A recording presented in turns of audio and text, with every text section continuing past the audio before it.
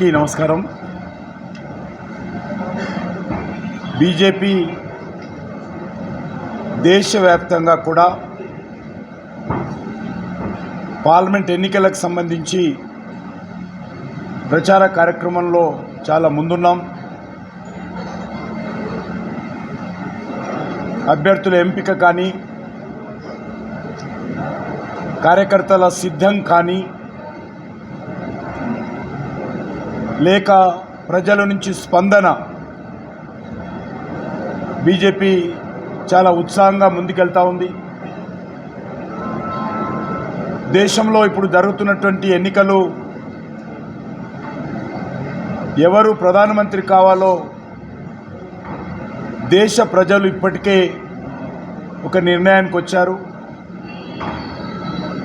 అన్ని వర్గాల ప్రజలు, కాశ్మీర్ నుంచి కన్యాకుమారి వరకు, అటక్ నుంచి కటక్ వరకు, అన్ని రాష్ట్రాలు, అన్ని భాషలు,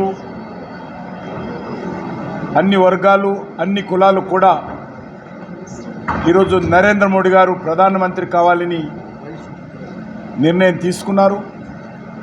కనుచూపు మేరలో కూడా నరేంద్ర మోడీ గారికి ప్రత్యామ్నాయం ఈరోజు కనిపించడం లేదు. ఏ పార్టీ, ఏ ఫ్రంట్ కూడా ఈరోజు బీజేపీకి పోటీ లేదు. కారణము, అన్ని వర్గాల ప్రజలు కూడా నరేంద్ర మోడీ గారి నాయకత్వం ఈ దేశానికి అవసరమని ప్రతి ఒక్కరు కూడా ఈరోజు నిర్ణయం తీసుకున్నారు. ఈరోజు నరేంద్ర మోడీ గారికి 400 సీట్లు ఏదైతే ఎన్డీఏ భాగస్వామ్య పార్టీలతో కలిపి రావాలని కోరుకుంటున్నామో అది మాత్రమే నిర్ణయించేటువంటి ఎన్నికలు.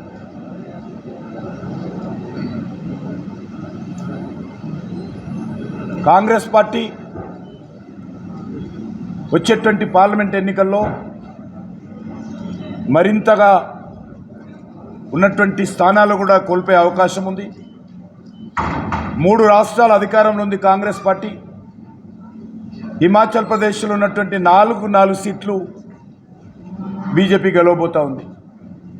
కాంగ్రెస్ పార్టీ అధికారంలో ఉన్న ఒక్క సీటు కూడా ఈరోజు హిమాచల్ ప్రదేశ్లో కాంగ్రెస్ గెలుచుకునే పరిస్థితి లేదు. కర్ణాటకలో ఈరోజు ఒకవేళ శాసనసభ ఎన్నికలు జరిగితే కర్ణాటకలో 2/3 మెజార్టీతో బీజేపీ అధికారంలోకి వచ్చే అవకాశం ఉంది. కారణము, అక్కడ ఇచ్చినటువంటి 5 గ్యారంటీలు పూర్తిగా వైఫల్యం చెందింది కర్ణాటకలో. కాబట్టి కాంగ్రెస్లో పూర్తిగా నిరాశ నిస్పృహ ఉంది. కర్ణాటకలో 90% పార్లమెంట్ స్థానాలు బీజేపీ గెలవబోతూ ఉంది. ఇక తెలంగాణ మనకు తెలుసు. తెలంగాణలో కూడా ఈరోజు భారతీయ జనతా పార్టీ సానుకూలమైనటువంటి స్పందన అన్ని ప్రాంతాల్లో కనిపిస్తుంది. కాంగ్రెస్ బలంగా ఉన్నటువంటి ప్రచారం జరుగుతున్నటువంటి ఖమ్మం, నల్గొండ జిల్లాలలో కూడా బీజేపీ సానుకూల వాతావరణం ఉంది.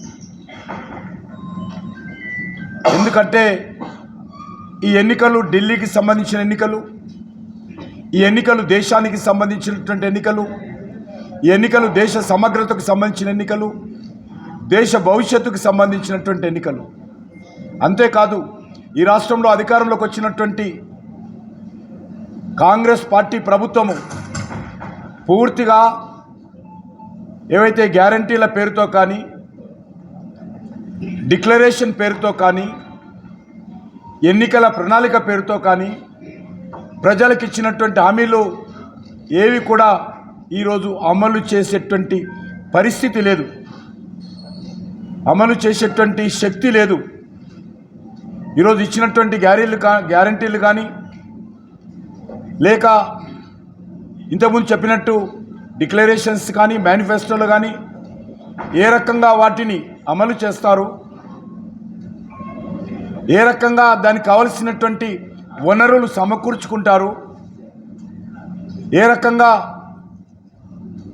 మరి వాటిని పేద ప్రజలకు అందిస్తారు, ఏది కూడా ఈరోజు చెప్పలేని పరిస్థితిలో ఉంది. రైతుల 2 లక్షల రుణమాఫీ ఎప్పుడు చేస్తారు?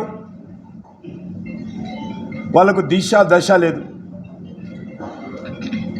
రైతులకు సంబంధించి ఎకరానికి 15,000 ఎప్పుడు?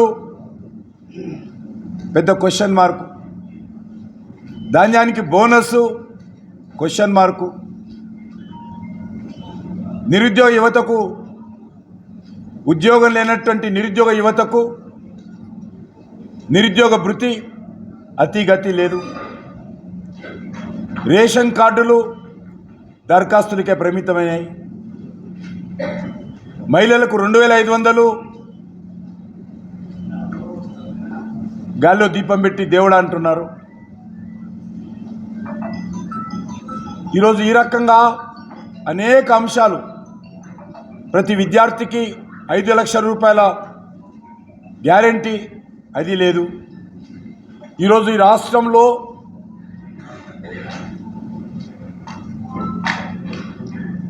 కాంగ్రెస్ పార్టీ అధికారంలోకి వచ్చిన తర్వాత టీఆర్ఎస్ బాటలోని ప్రభుత్వం నడుస్తూ ఉంది. గతంలో కేసీఆర్ కుటుంబం దోచుకుంటే ఈరోజు రాహుల్ గాంధీ కుటుంబం ఈ రాష్ట్రాన్ని దోచుకునేటువంటి ప్రయత్నం చేస్తాం. హైదరాబాద్లో రియల్ ఎస్టేట్ వ్యాపారస్తులను, బిల్డర్స్ను, కాంట్రాక్టర్లను, కంపెనీలను ఏ ఒక్కరిని కూడా వదలడం లేదు. నేరుగా వెళ్ళి ఢిల్లీలో రాహుల్ గాంధీకి, కాంగ్రెస్ పార్టీకి ఎన్నికల డొనేషన్స్ ఇవ్వాలని ప్రతి ఒక్కరి మీద పిలిచి ఒత్తిడి చేస్తూ ఉన్నది రాహుల్ గాంధీ గ్యాంగ్. కాంగ్రెస్ పార్టీకి ఓటేసిన పాపానికి ఈరోజు RG tax, Rahul Gandhi tax Telangana ప్రజల మీద కాంగ్రెస్ పార్టీ వేస్తూ ఉన్నది. ఈరోజు మనం చూస్తూ ఉన్నాం, ఏ ప్రాజెక్టుల మీద కూడా స్పష్టమైనటువంటి దర్యాప్తు జరగడం లేదు. అవినీతి కుంభకోణాల మీద ముఖ్యమంత్రి రేవంత్ రెడ్డి గారు ప్రతి అసెంబ్లీకి వెళ్ళి ప్రతి అసెంబ్లీలో ఉన్నటువంటి బీఆర్ఎస్ శాసనసభ్యుడు ఆ రోజు చేసినటువంటి అనేక రకాల అక్రమాల మీద దర్యాప్తు చేస్తామని చెప్పాడు. ఈ ఎమ్మెల్యే అట్టే చేశాడు, ఇక్కడ భూములు ఆక్రమించుకున్నాడు, అక్రమంగా ఇసుక వ్యాపారం చేస్తూ ఉన్నాడు, ఇక్కడ అక్కడ అక్రమంగా మైనింగ్ చేస్తూ ఉన్నాడు, ప్రభుత్వ భూమిని